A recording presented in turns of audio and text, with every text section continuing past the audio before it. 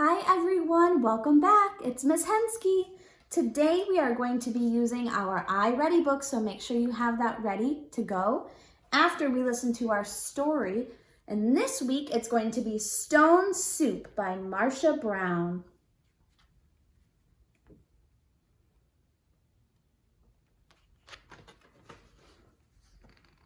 Three soldiers trudged down a road in a strange country. They were on their way home from the wars. Besides being tired, they were hungry. In fact, they had eaten nothing for 2 days.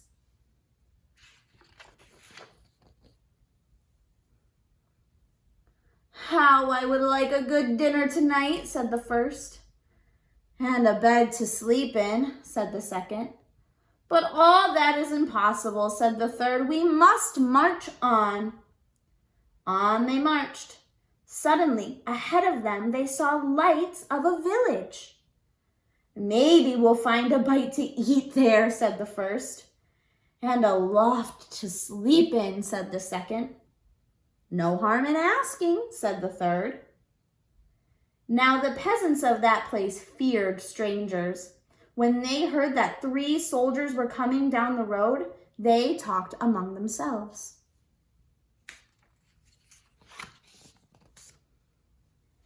"Here come 3 soldiers. Soldiers are always hungry, but we have little food for ourselves."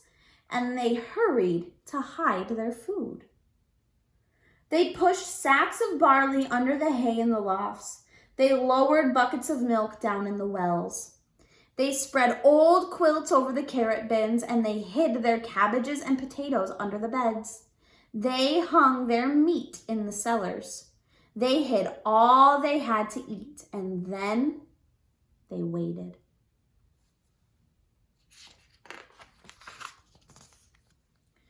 The soldiers stopped first at the house of Paul and Francois. "Good evening to you," they said. "Could you spare a bit of food for 3 hungry soldiers?" "We have had no food for ourselves for 3 days," said Paul. Francois made a sad face. "It has been a poor harvest." The 3 soldiers went on to the house of Albert and Louise. "Could you spare a bit of food? And have you some corner where we could sleep for the night?" "Oh, no," said Albert. "We gave all we could spare to soldiers who came before you." "Our beds are full," said Louise. At Vincent and Marie's, the answer was the same. It had been a poor harvest, and all the grain must be kept for seed. So it went through the village. Not a peasant had any food to give away. They all had good reasons. One family had used the grain for feed. Another had an old sick father to care for, and all had too many mouths to fill.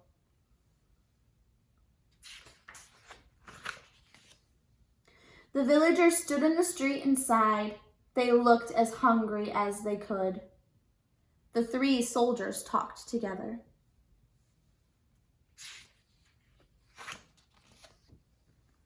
Then the first soldier called, "Good people!" The peasants drew near. "We are 3 hungry soldiers in a strange land. We have asked you for food and you have no food. Well then, we'll have to make stone soup." The peasants stared. Stone soup? That would be something to know about.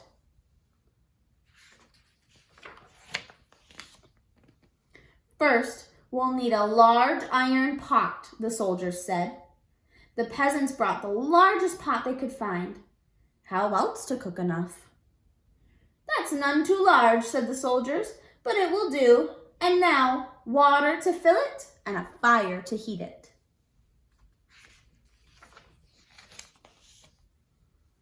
It took many buckets of water to fill the pot. A fire was built on the village square, and the pot was set to boil.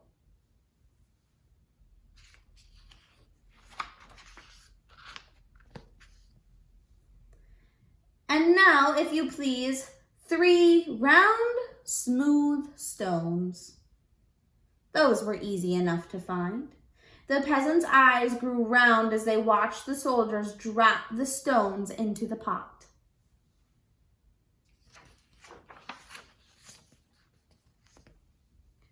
Any soup needs salt and pepper, said the soldiers as they began to stir. Children ran to fetch salt and pepper.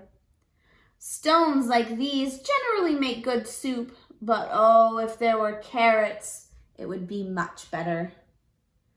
Why, I think I have a carrot or two, said Francois, and off she ran. She came back with her apron full of carrots from the bin beneath the red quilt.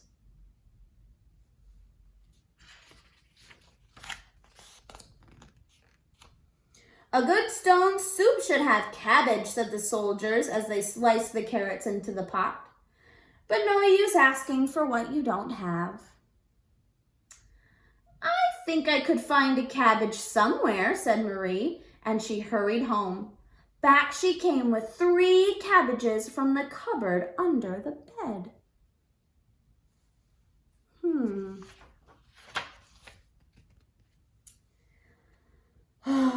If only we had a bit of beef and a few potatoes, this soup would be good enough for a rich man's table. The peasants thought that over. They remembered their potatoes and their sides of beef hanging in the cellars, and they ran to fetch them.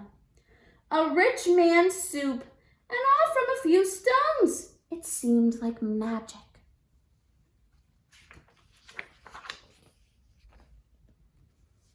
Ah, sighed the soldiers as they stirred in the beef and potatoes. If only we had a little barley and a cup of milk, this soup would be fit for the king himself. Indeed, he asked for just such a soup when last he dined with us. The peasants looked at each other. The soldiers had entertained the king? Well, but no use asking for what you don't have, the soldiers sighed. The peasants brought their barley from the lofts. They brought their milk from the wells, and the soldiers stirred the barley and milk into this steaming broth while the peasants stared.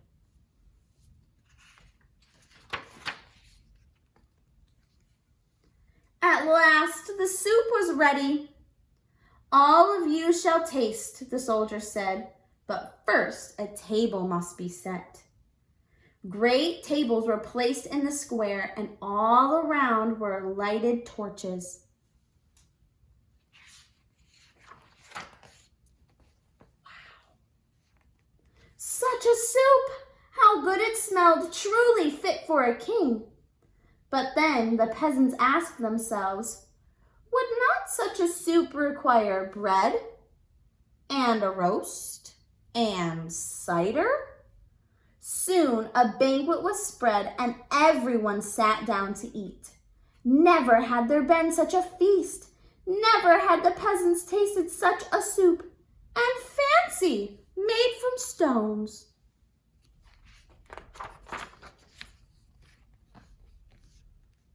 They ate and drank and ate and drank, and after that they danced.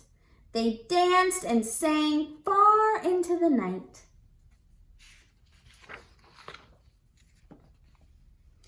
At last they were tired. Then the 3 soldiers asked, is there not a loft where we could sleep?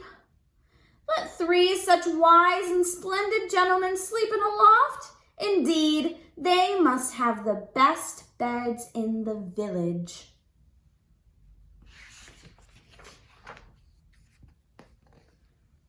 So the first soldier slept in the priest's house, the second soldier slept in the baker's house, and the third soldier slept in the mayor's house.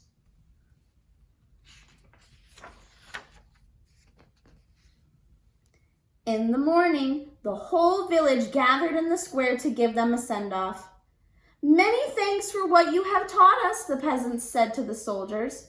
We shall never go hungry now that we know how to make soup from stones. Oh, it's all in knowing how, said the soldiers, and off they went down the road. And this says, such men don't grow on every bush. The end. I hope you enjoyed this story. Now go ahead and go to the next page and get ready to do your iReady assignment. Bye.